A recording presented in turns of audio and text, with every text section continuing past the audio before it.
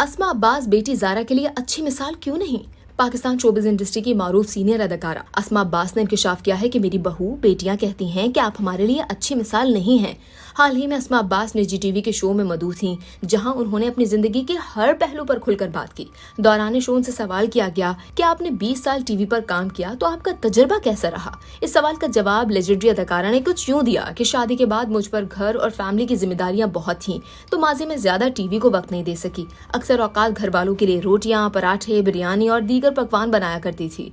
घर वालों की खिदमत बढ़ चढ़कर करना मेरा शौक था, जिस पर आज घर की बहू और बेटियां कहती हैं कि आप हमारे लिए अच्छी मिसाल नहीं है, आपने हमें डिबो दिया। ये कौन सा तरीका है कि अगर खावन रात के 2 बजे पुलाव की फरमाइश करे तो आप बना कर दे देती थी? हमसे तो ये सब नहीं होता। जबकि इस हवाले से मेरी बेटी जारा का भी यही कहना है। इसके अलावा दौरान गुफ्तगू अस्मा अब्बास ने इस राज पर से भी पर्दा उठाया कि उन्हें शादी के बाद टीवी ड्रामों में काम करने की इजाजत नहीं थी, क्योंकि शौहर ने शादी से कबल मेरे सामने ये शर्त रखी थी, जिसे मैंने उनकी मोहब्बत में हंसते हुए मान भी लिया था। शादी के काफी अरसे बाद तक मैं शौहर के साथ बैठकर कुकिंग शोज देखा करती थी, तो बेसाख्ता मेरे मुंह से अल्फाज निकले कि ये मेजबान कैसी अदाकारी कर रही है। ये सुनते ही शौहर कहने लगे कि तुम अगर इससे अच्छा कर सकती हो तो कर लो, मगर याद रहे कि टीवी स्क्रीन पर जलवागर नहीं होगी, पर हाँ बतौर प्रोड्यूसर काम जरूर कर सकती हो।